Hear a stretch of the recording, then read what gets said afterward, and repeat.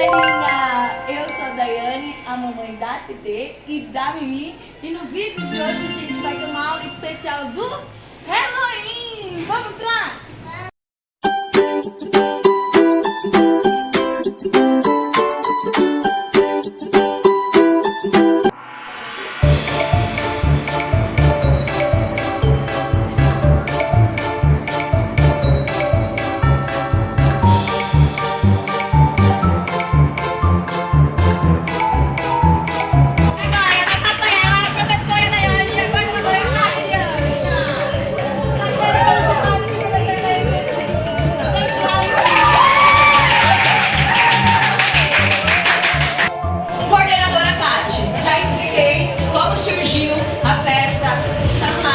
Pelos celtas, lá na Irlanda, o sincretismo religioso, a cristianização, que virou a festa ao Halloween. E quando chegou aqui, trazido pelos irlandeses nos Estados Unidos, que se tornou o Halloween. Agora que tudo explicado, vamos fazer uma prova? De comida, gente!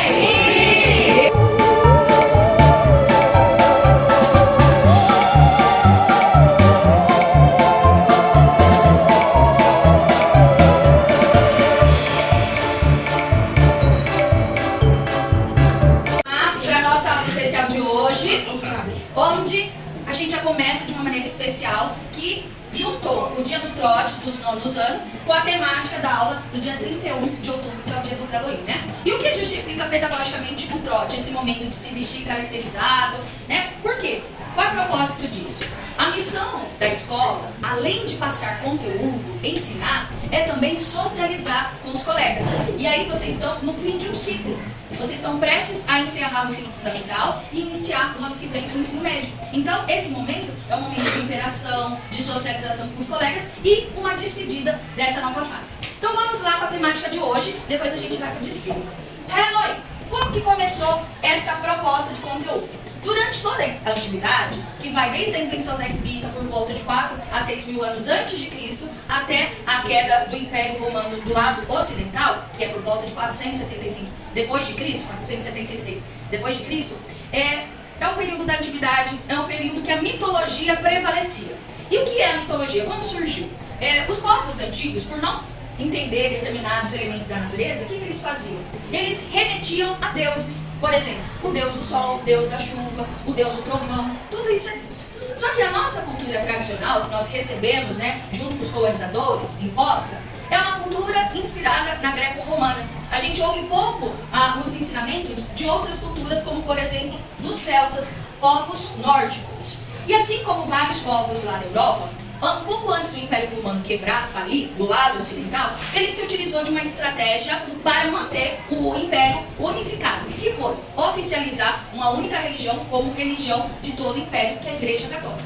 E a Igreja Católica chegava nessas regiões e tinha algumas estratégias de adaptar as tradições já existentes nessa região com a doutrina da Igreja Católica. Mas um pouco antes disso, vamos entender que festival é esse. Samhain.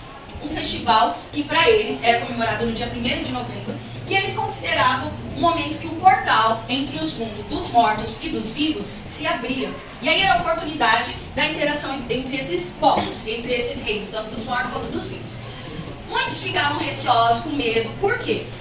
Conforme vinham os mortos, os espíritos, eles não sabiam como reagir.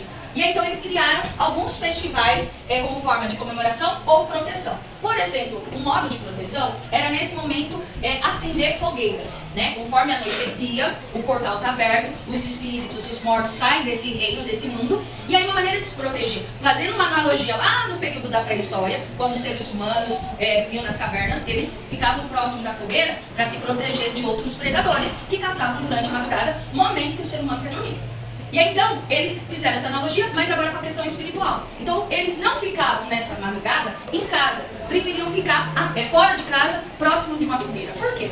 Nesse período aí, por volta do século IV, depois de Cristo, é um momento que não dá para acender fogueira dentro de casa, né? Hoje nós temos até a opção de lareira, mas nesse momento é mais antigo, não tinha. Então, é o momento que eles saem de casa, acende uma fogueira e ficam lá. Porque eles estão mais protegidos na mentalidade deles, próximo da fogueira, do que em casa fechado. Porque o espírito na concepção da lenda, atravessa as paredes. Então, a proteção era ficar em volta da fogueira.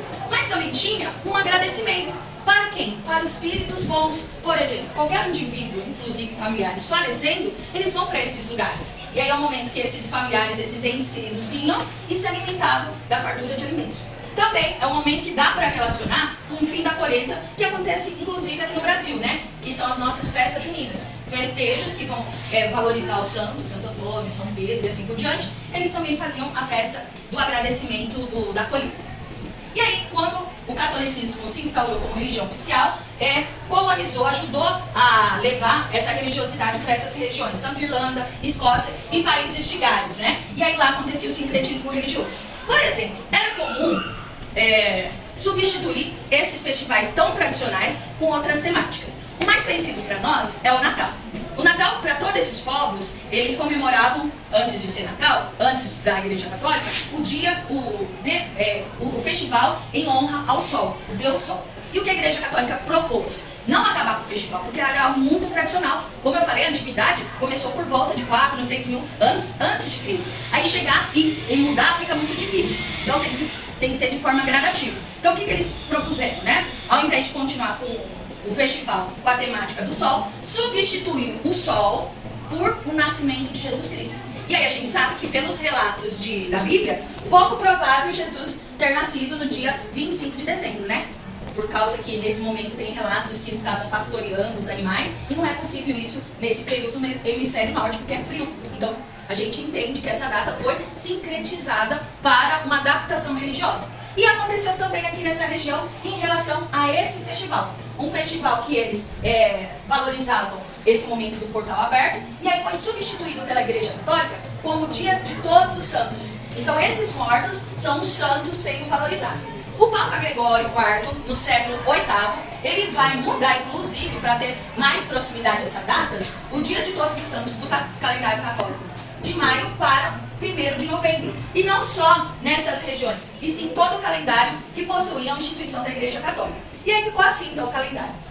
Dia de 1º de novembro, Todos os Santos. Dia 2 de novembro, que inclusive para nós aqui é finados, é feriado. E aí começou a ter uma outra adaptação da adaptação, que vai ser essa festa All Hallows Eve, que significa, né, a grosso modo, véspera do Dia de Todos os Santos. Então, antes de chegar no Halloween, né, do festival Samhain para Halloween, tem esse momento aqui no All Hallows, né, que é o momento da véspera do Dia de Todos os Santos. E aí a gente faz aqui uma comparação desses dois festejos. São parecidos. Também tem fogueiras no festival dos celtas, com o intuito de guiar os mortos e afastar os maus espíritos. Agora, com a influência da Igreja Católica, mantém as fogueiras com um outro intuito: guiar as almas ao purgatório. Então a doutrina católica já se faz presente agora nessa tradição, mudando gradativo. E outra questão, afastar as bruxas. E a questão de bruxaria foi também criada, essa ideologia, essa ideia, no período da Idade Média. A Igreja Católica, não sabendo explicar determinados fenômenos, acaba relacionando a feitiços e as mulheres. Porque a gente está falando de uma sociedade patriarcal que acaba jogando a culpa para o indivíduo, no caso a mulher, que não tinha poder de se defender. E aí a gente vai perceber que nesse momento da Idade Média, muitas mulheres são condenadas a queimar na fogueira. E aí faz a analogia de uma mulher feia, uma mulher com caldeirão, borbulhando. E como que foi isso? Como que chegou nessa questão? É uma mulher, uma dona de casa, que além de cuidar dos afazeres domésticos, também tem que cuidar de quem? Das crianças. E aí, vira e mexe, a gente vê o quê? Criança com dor de barriga. Por quê? Pega no chão, coloca na boca, rela, né? Pega chiclete no chão, enfim. É anticorpos, mas que às vezes vai dar o quê? Dor de barriga. E aí, quando dá dor de barriga, naquela época tinha médico com tanta facilidade? Não. E essa mãe no desespero com aquela criança chorando, o que fazer? Ela lembra do quê? E quando viu o cachorro com dor de barriga, o que o cachorro fez? Comeu matinho. Aí essa mãe no desespero, vendo o cachorro fazendo isso também, pega aquela plantinha, lava e vai fazer um chá. E aí ela dá o chá para a criança beber. Aí as pessoas interpretam de maneira toda o quê? Divergente, falando que fez feitiço. E não foi bem assim, né? Você gosta de chazinho de camomila, erva cidreira, né?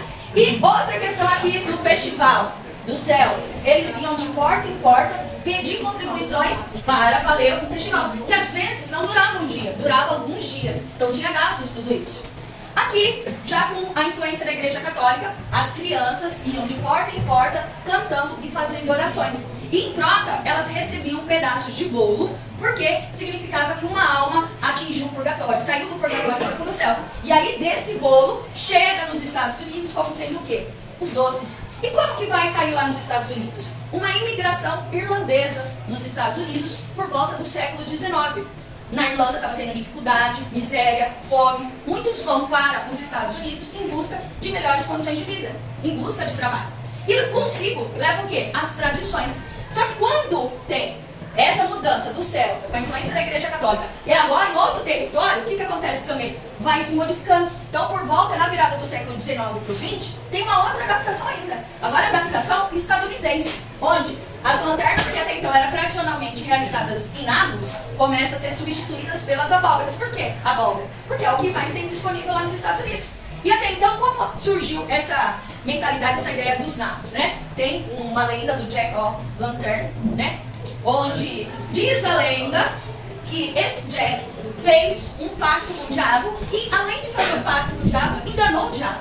Só que aí ele ficou restrito de entrar no céu, porque fez pacto com o diabo, mas também ficou restrito de entrar no inferno, porque enganou o diabo. E aí ele recebeu de presente do diabo, para poder vagar no mundo dos mortos e dos vivos, uma lanterna feita de nagos, que nos Estados Unidos foi substituído por abóbora. Por exemplo, se fosse aqui, qual que é o nosso alimento tradicional que talvez substituiria? A mandioca, talvez? Não é mandioca, gente? É mandioca aqui. Desde os indígenas é tradicional. Enfim. E aí andavam de máscaras, fantasiados com qual intuito? Conforme esses mortos, esse portal está aberto, às vezes poderia ter um espírito que não gostasse de mim. Por exemplo, imaginemos hipoteticamente que a amiga aqui seja uma recalcada, invejosa só porque meu corpo ficou mais bonito, morreu e nesse momento do portal aberto vem aqui e quer se vingar de mim. Então eles se fantasiavam com qual intuito? De passar desapercebido pelo espírito. E aí por que uma fantasia de monstro? Se não bastasse fantasiar para despistar o espírito, por que pegar uma fantasia assustadora? Para poder assustar também o espírito. Então o espírito vem com o intuito de fazer algo contra mim, eu vou lá e assusto o espírito. E é tudo isso. Alguma dúvida, guys? Não dúvida? Então... Hã? Então, vamos comer!